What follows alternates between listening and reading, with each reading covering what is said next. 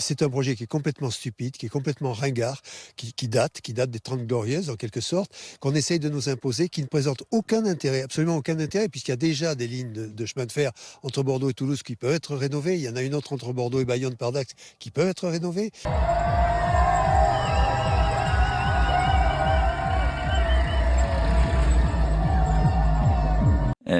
Je l'ai déjà dit, moi je suis pour les infrastructures de transport pertinentes.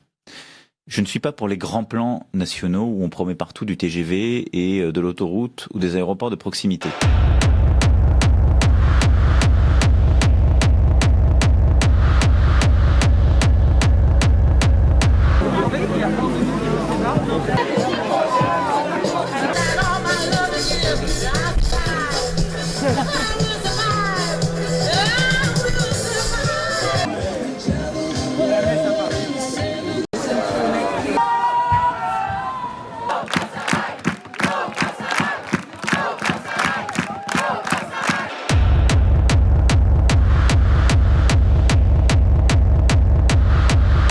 Nous sommes là dans une révolution des temps de transport, à nous bien entendu.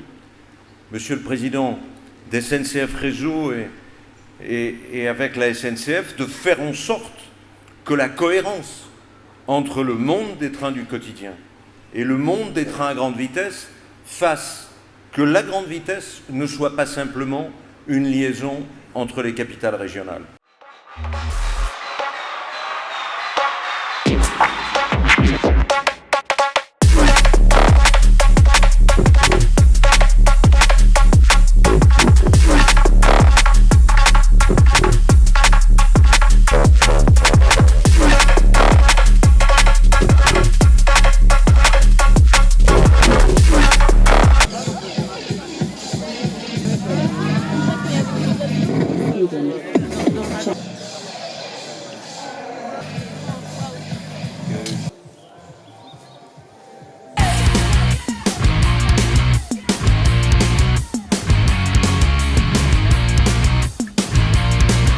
De la mobilisation aujourd'hui, c'est vraiment d'informer les gens qui sont absolument pas informés de ce projet au niveau national, notamment parce que c'est un projet qui annonce de la destruction de 5000 hectares de terres agricoles, des forêts. La question sur l'avenir des lignes dites de desserte fine, disons que ce n'est pas de la nostalgie. Ce n'est pas jouer au petit train. C'est un projet qui se chiffre à 14 milliards d'euros. 14 milliards d'euros, c'est immense. Tout ça pour en fait gagner quelques minutes seulement entre Bordeaux et Toulouse. On est ici même sur une zone qui est protégée avec des espèces d'oiseaux protégés, des espèces de chauves-souris protégées. Et c'est ça en fait moi qui m'intéresse. Et donc c'est hyper important de se mobiliser aujourd'hui contre ce projet. Le train est la chose la plus simple à mettre en place en matière de planification écologique. Nous n'avons qu'une ligne ferroviaire qui descend vers le sud et vers l'Espagne.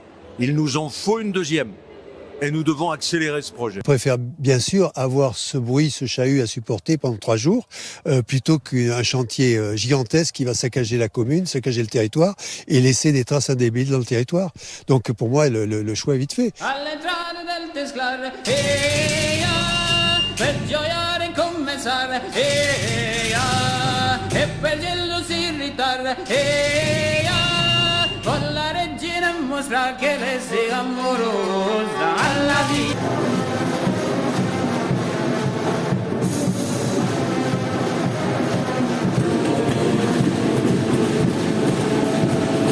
Je ne sais pas si ces 2 lignes à grande vitesse verront le jour, mais si elles voient le jour, c'est au terme d'un très long processus démocratique, avec toutes sortes d'enquêtes, les grandes enquêtes d'intérêt public, etc. Et à la fin, c'est bien les règles de la démocratie qui feront que ces lignes seront construites ou non.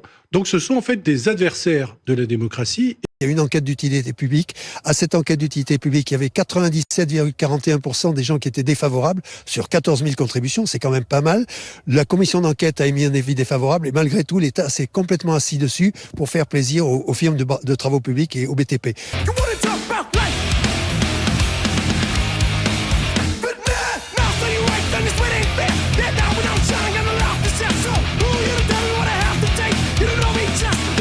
Et j'aimerais préciser enfin que nous, collectifs, nous sommes pour le train Et nous sommes pour les connexions à l'échelle de l'Europe, mais pas au prix de destruction qui nous paraissent aller dans le très mauvais sens.